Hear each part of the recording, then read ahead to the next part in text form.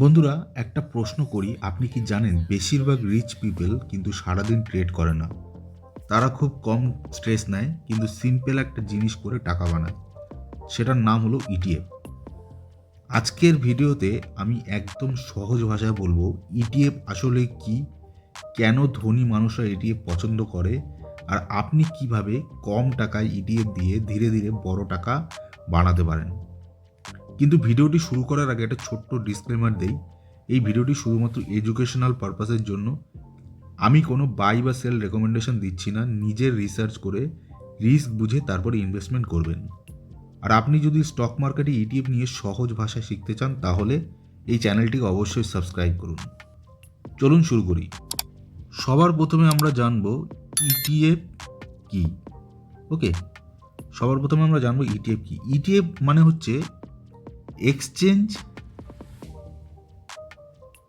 Traded fund, মানে এমন একটা ইনস্ট্রুমেন্ট যেটা এক্সচেঞ্জে ট্রেড হয়, এবং এটা হচ্ছে আপনি বলতে পারেন একটা বাস্কেট যার মধ্যে অনেকগুলো স্টক একসাথে থাকে, মানে ইন্ডেক্স আপনি বলতে পারেন। যেমন ধরুন নিফটি ইটিএফ, যেমন ধরুন নিফটি ইটিএফ। নিফটি ইটিএফ এর মধ্যে 50টা টপ কোম্পানি, ওকে, এর মধ্যে থাকে। আপনি আলাদা করে 50টা স্টক কিন্তু আলাদা করে কিনতে হবে না। আপনি যদি একটা ইটিএফ কেনেন, যেমন ধরুন নিফটি 20, ওকে, এটা নিফটির ইটিএফ।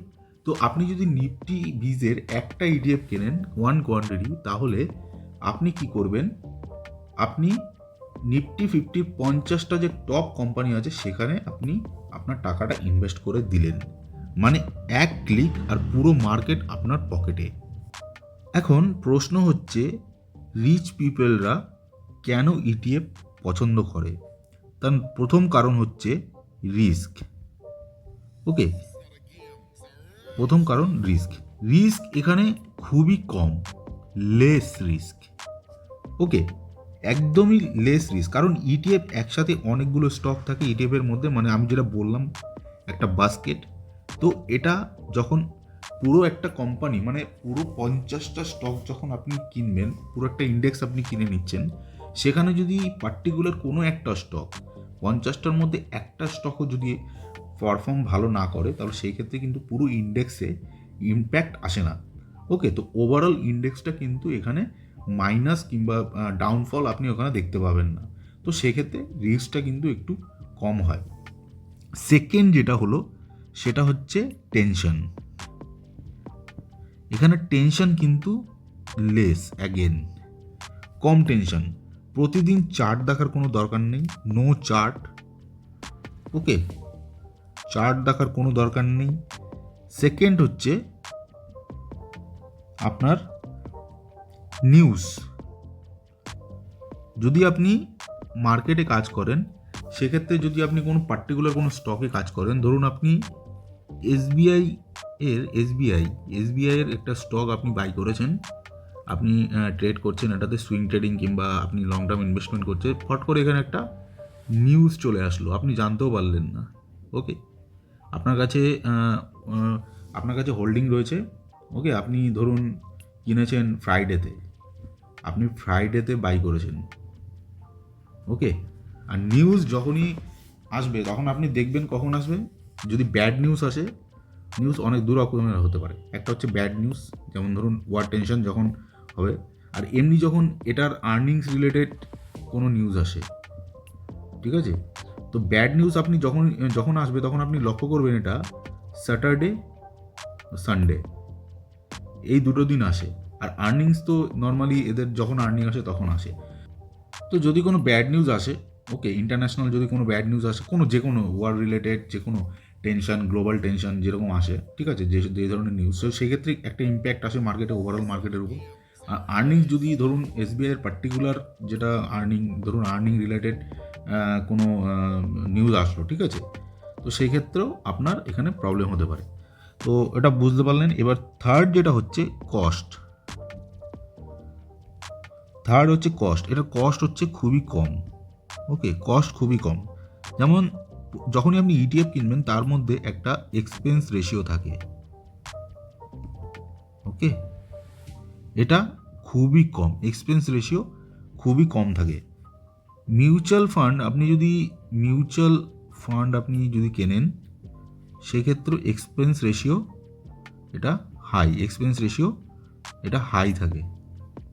কিন্তু আপনি যদি ইটিএফ কিনলে সেক্ষেত্রে লেস। এবার 4 নম্বর যে পয়েন্টটা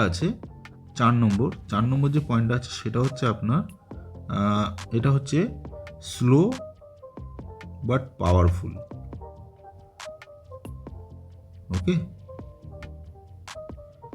মানে রিচ পিপলরা শর্টকাট খোঁজে না এখানে। রিচ পিপলরা শর্টকাট খোঁজে না, তারা কি করে 10 থেকে 15 বছরের জন্য, এবং 10 থেকে 15 বছর তারা লং টার্মে ইনভেস্টমেন্ট করে, 10 থেকে 15 বছর রেখে দেবে, ধীরে ধীরে ওয়েলথ বানায়। ইটিএফ এর জন্য একটা পারফেক্ট এর জন্য। বুঝতে পারলেন? এখন প্রশ্ন হলো, ইটিএফ কি শুধু ধনীদের জন্য, কোন রিচ পিপলদের জন্য? একদমই না। ধরুন আপনার কাছে 2000 টাকা আছে, সেটাও আপনি সেভিংস করছেন 2000 টাকা মান্থলি, তো সেটাকেও আপনি ধীরে ধীরে এসআইপির মাধ্যমে ইটিএফে ইনভেস্টমেন্ট করতে পারেন। তো ইটিএফে ইনভেস্টমেন্ট যদি আপনি করতে চান তাহলে তার জন্য একটা চাই ডিম্যাট অ্যাকাউন্ট। ওকে, ডিম্যাট অ্যাকাউন্ট বিভিন্ন ব্রোকারের হয়। এবার সেটা আমি আর মেনশন করলাম না, আপনারা ভালো করেই জানেন অনেক ধরনের ব্রোকার আছে মার্কেটে। তো আপনি সেখান থেকে যে কোনো একটা চুজ করে সেখান থেকে আপনি চাইলে ওখান থেকে ইনভেস্টমেন্ট করতে পারেন। এবার ইটিএফ অনেকে কিনে এখানে কিছু কিছু কমন মিস্টেক করে, সেই মিস্টেকগুলি আমি বলছি, যেগুলো একদমই অ্যাভয়েড করবেন। প্রথম হচ্ছে, আপনি ধরুন একটা ইটিএফ আপনি বাই করলেন, ঠিক আছে, বাই করে 1 থেকে 2 মাস, মানে কি হয়, 1 থেকে 2 মাস যদি প্রফিট না দেখায়, ধরুন আপনি বাই করার পর 1-2 মাস কোনো প্রফিট দেখাচ্ছে না, আপনি কি করে দিলেন? সেল করে দিলেন। বিগ মিস্টেক, ঠিক আছে। সেকেন্ড যেটা হলো, ইটিএফ কোনো ইন্ট্রাডে বা সুইং ট্রেডিংয়ের জন্য না। ওকে, এটা হলো লং টার্ম ওয়েলথ মেশিন।